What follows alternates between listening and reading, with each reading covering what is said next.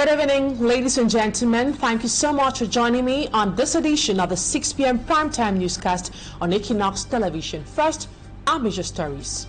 3 children of the same family have died under unclear circumstances in Boya, chief town of the southwest region.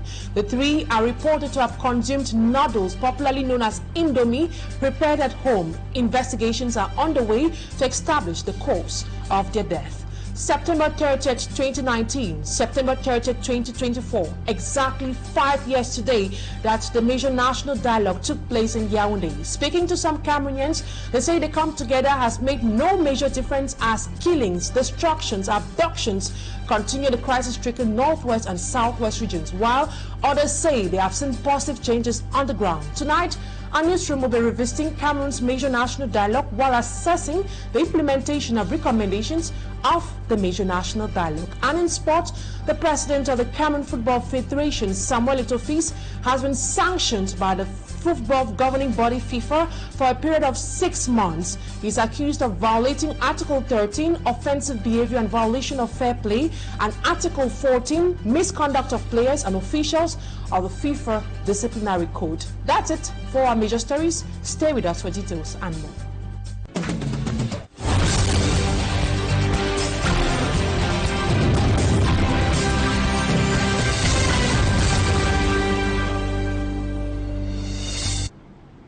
Once more, good evening, and thank you so much for always choosing Equinoxe television to get yourself informed. For presentation, I am Immaculate Fogwe. First, we begin with this tragic incident. Inhabitants of Ontard Malingo neighborhood in the southwest region are still in shock following the death of 3 children of the same family. The children are said to have died shortly after consuming noodles prepared at home. Smaji Kangebe reports on the circumstances that led to their death.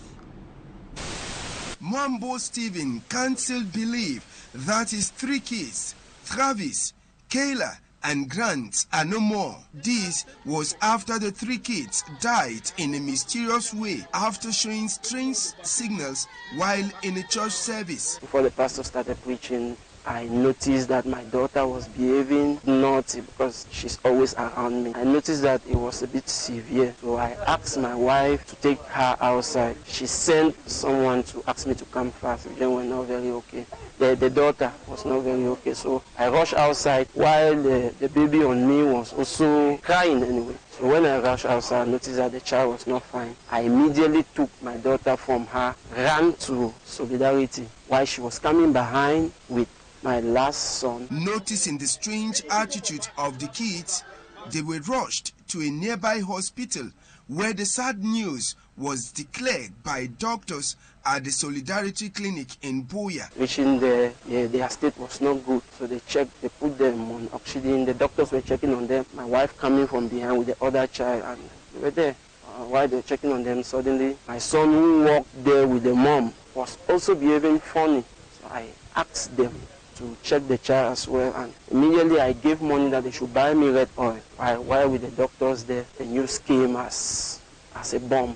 Before going to church, the 3 youngest kids had eaten Indomie prepared by the eldest son, since Mwambo Stephen is an importer of Indomie. I want to say specifically that my children eat Indomie all the time. I sell Indomie. At the family residence of the Mwambos in the Ontard Malingo neighborhood in Boya, on every face one could read disappointment as well wishes passed to console the family. For now, investigations have been opened to get the real cause that led to the death of the 3 children.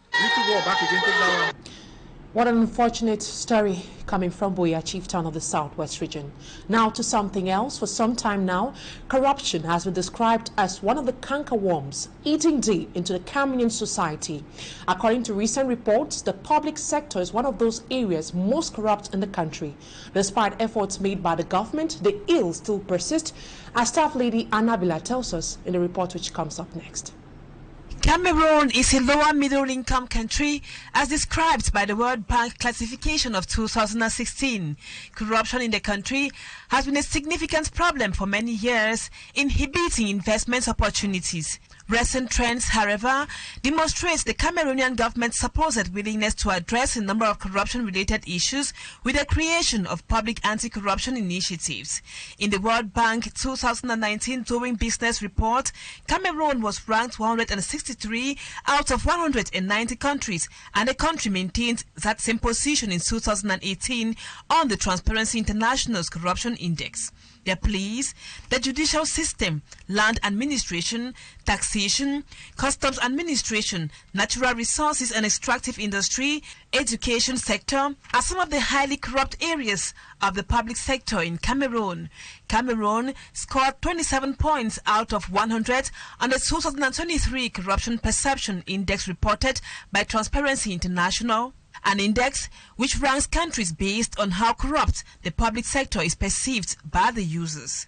CONAC, which is the National Anti-Corruption Commission, reports that in 2023, several calls on corrupt practices were received from the users of institutions such as Gendarmerie, Ministry of Health, Ministry of Women's Empowerment and the Promotion of the Family, and Telecommunications.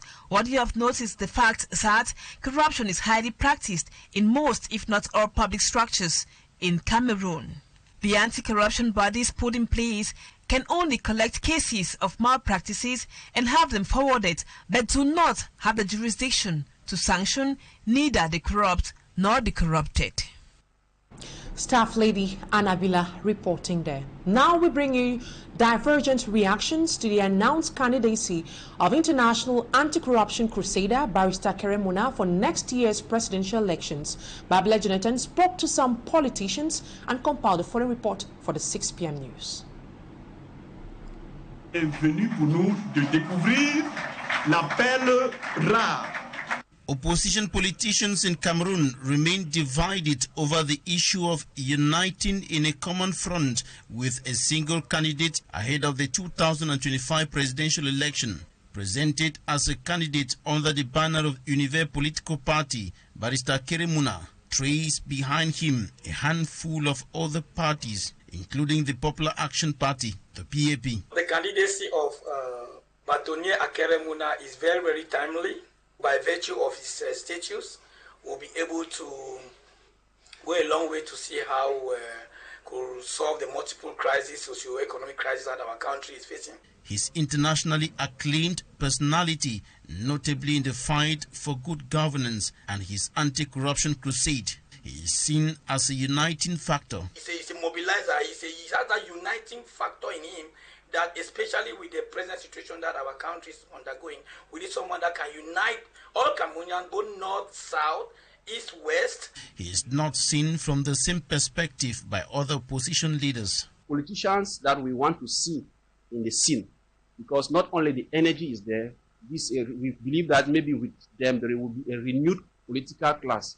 But we still have the same figures and they don't think about going on retirement. To me, I don't see him federating the politicians or the opposition political party. I would have loved to see Bâtonnier Cameroon acting as an advisor to the younger politicians who are coming up. The spokesperson of the Cameroon Party for National Reconciliation, Barrister Tamfo Richard, points out the fact that despite calls for a coalition by the party's president, Honorable Cabral Libi, it is still far from becoming a reality. I'm not seeing any coalition visible at this hour because everybody thinks that I am the one, I have the competencies. Meantime, the followers of Barrister Cameroon think he is a square peg in a square hole. Babla Jonathan reporting there. And out of our national frontiers will now begin in Nigeria, despite appeals by the federal government calling for calm. Organizers of the October 1st protest against hardship in the country have insisted on going ahead with the action. Away from Nigeria, Israeli strikes have killed the Lebanese politician Hassan Nasrallah and other 10 officials. In retaliation, Hezbollah's deputy leader has promised war on Israel. We have details with our lady, Eselu Silengo. Organizers of the October 1st protests in Nigeria have declared that the police and military will not stop them from embarking on the demonstration as planned. As the country celebrates its 64th Independence Day, youths decry increase in price of fuel, insecurity and hardship inflicted by the current government. Omoyele Sowore, a former presidential candidate and activist leading the protest, confirmed on his social media platform on Monday that the nationwide strike action will hold peacefully across the country, with the main event to take place at Eagle Square, Abuja. For the past months, economic activities have been paralyzed in Nigeria as workers have also been staging a peaceful protest demanding better wages.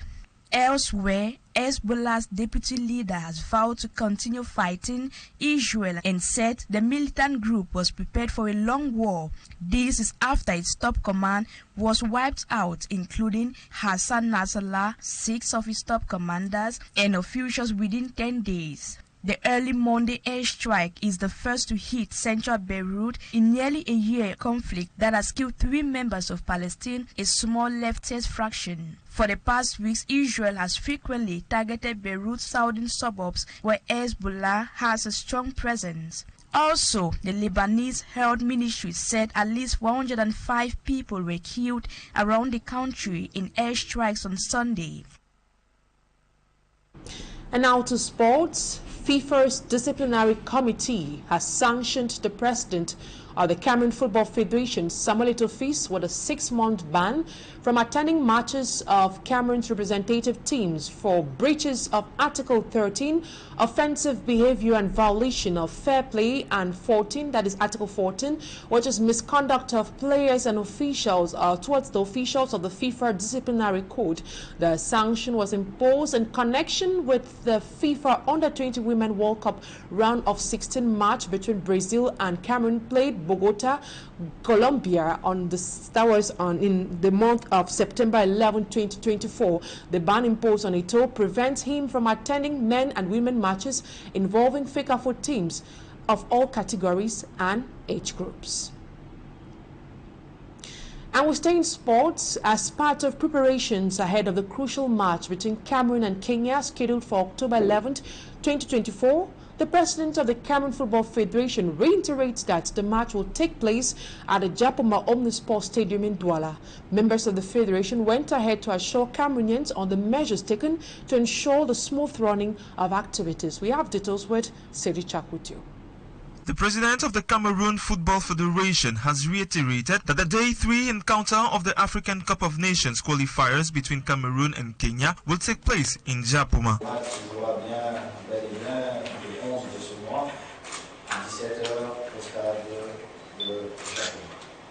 The match will take place on October 11th at 5 p.m. at the Japoma Stadium.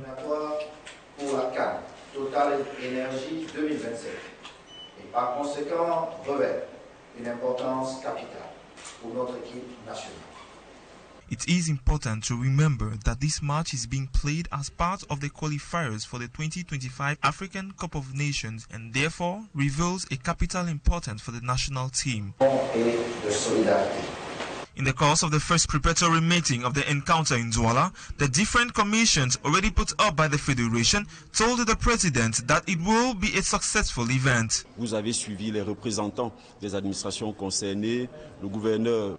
You followed the representatives of the administrations concerned. The governor of the littoral region, hereby represented by the Secretary General, assured that this march will take place in a total security. Vendredi, et bien que le corridor soit dégagé des bouchons afin que les spectateurs circulent assez normalement. Vous avez écouté les propos des... You also heard the representative of the Ministry of Communication who assured us of a good communication before the game.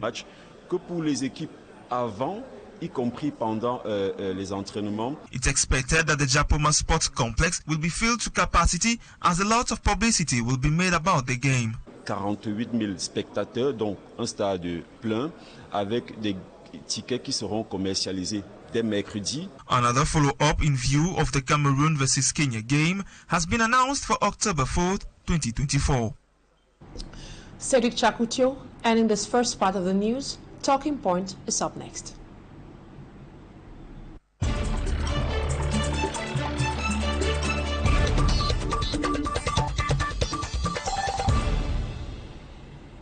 My guest tonight is Professor Mark Antonia Kumbom. He is a civil society actor, and we'll be discussing reassessing the outcome of the major national dialogue that took place in the month of September 2019, precisely September 30th. Good evening, Professor.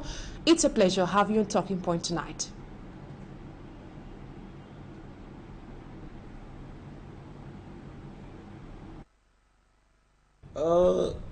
You see, most people have this opinion that the so-called national dialogue that took place in September 2019, which, like you mentioned, is 5 years old today, actually was, I want to use the word a scam.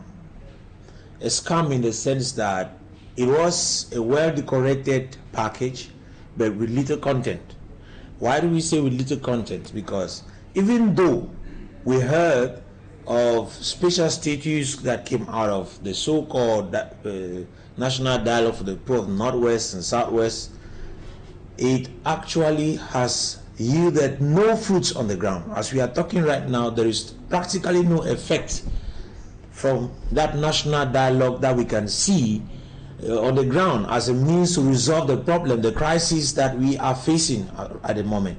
You see, it left from being a social crisis, political crisis, and ended up into an armed crisis. And we are still talking of national dialogue, which has never actually done anything to help the people of the Northwest region and the Southwest region.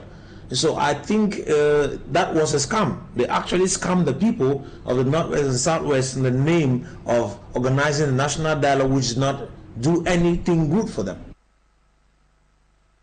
Now, Professor, you just gave an assessment of how this dialogue looks like on the ground, and you are qualifying it as a scam.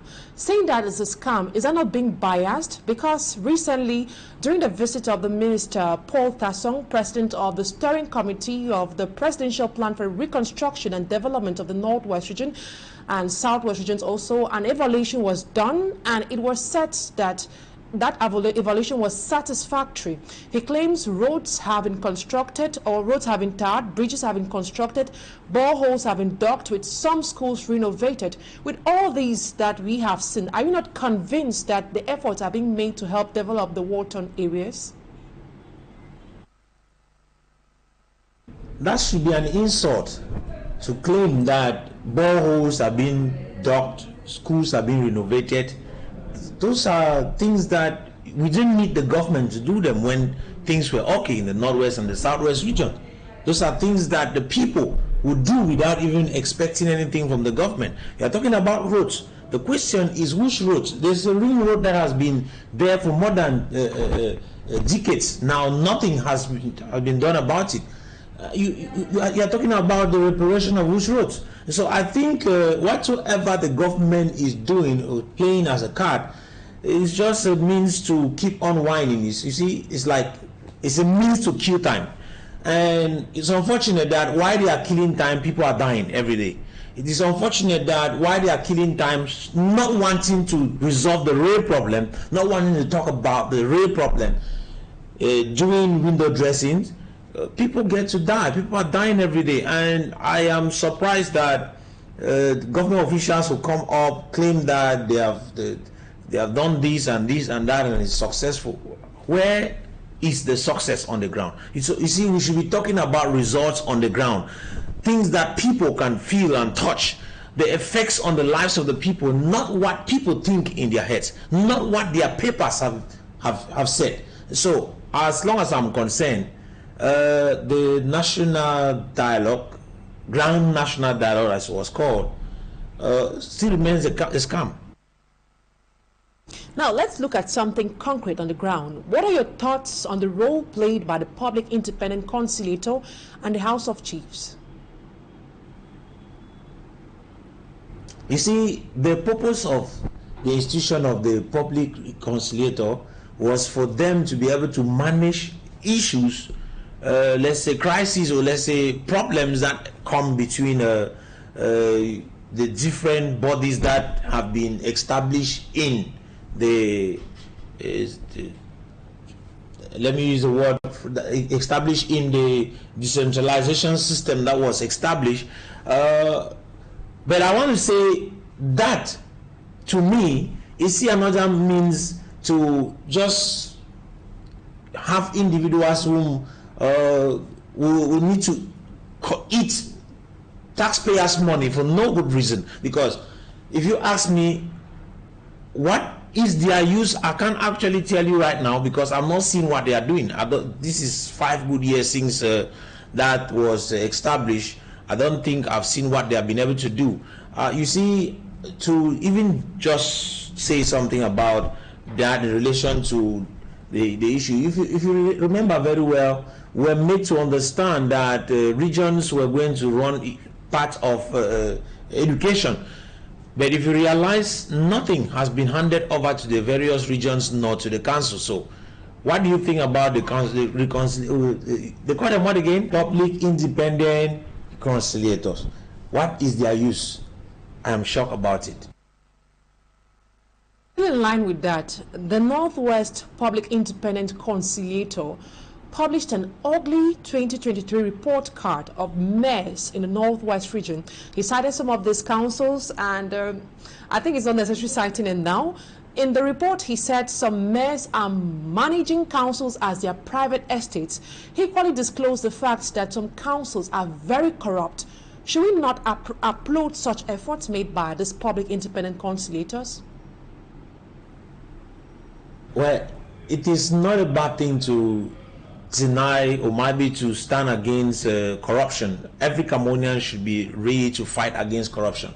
That is not the duty of one individual, of a public independent conciliator, because I want to be sincere about it. They might point fingers against some mayors and whatsoever, but that is not the duty that they should be accomplishing. That's not why they were appointed.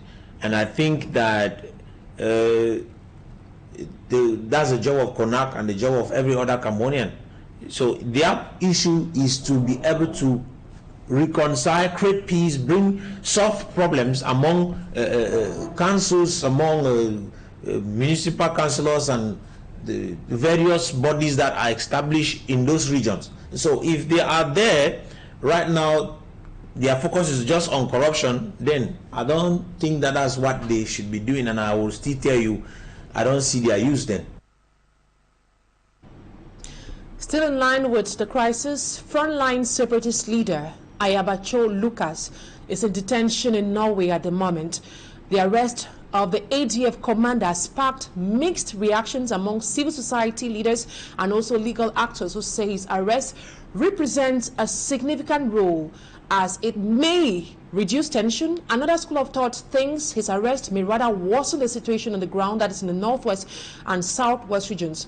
What do you think about that? I am one of those Cameroonians who believe that any crime that a person commits, he will one day pay for it. So irrespective of that, every crime that Ayabacho committed, if this is the moment for him to pay, then it's a nice thing. Thinking that maybe his arrest is going to solve the problem, I'll also tell you no, it's not going to solve the problem. I'm of the opinion that maybe his arrest can spark more tensions. I still will say I can't enter into the minds of the people, but I want to say from my view, the fact that he has been arrested can still bring the same effect that we saw when the Naira 11 were arrested. In fact, before even the Naira 11, when the leaders of the consortium were arrested, you remember what happened? The crisis left from just being a social crisis to become a political crisis, and further went to become, when the Naira 11 were picked up, it became an armed crisis. So it is going to, if you look at it, the more some of these arrests are done and not well managed, because when the people are arrested and then you take them, you judge them, you give them the kind of sentence without actually looking for ways to solve the problem, you are not still helping. So at the end of the day, the arrest of Ayabacho is not going to help solve the problem that we are presently facing. But to an extent, I'm happy that he was arrested. From your analysis, the arrest of these separatist leaders can't end the crisis. What then is the right thing to do? Thank you. I am of the opinion that if Cameroon government really wants to solve this problem, then it's time for the Cameroon government to organize a true dialogue. And this dialogue is not supposed to be a national dialogue as they claimed it. It should be a dialogue between the government and the people of the Northwest region, including the so-called Amazonian leaders, in quotes. Why? Because let's be sincere, you can't struggle to solve a problem and allow the actor, or say the agent of destruction, out of the solution. So I think the government has, this is the time for the government to call for a dialogue, or let me call it a negotiation, sit on the table, talk with these people, solve this problem once and for all, and let Cameroon be free. And I will say, to end it up, Cameroon can only truly be stabilized if we go back to federation. So federation will be the trump card if things get back to normalcy. If things will get back to normalcy, I beg your pardon. Professor Mark Anthony Yankumbong, civil society actor, thank you so much for accepting my invitation. And that's what we had for you on this edition of the 6 p.m. primetime newscast on Equinoxe Television. We thank you, fervent viewers, for always staying with us and for always choosing Equinoxe Television. Coming up next in some few minutes will be Equinoxe Soir with Sesh Aleng Otu. See you tomorrow, same time, God willing. Bye-bye for now.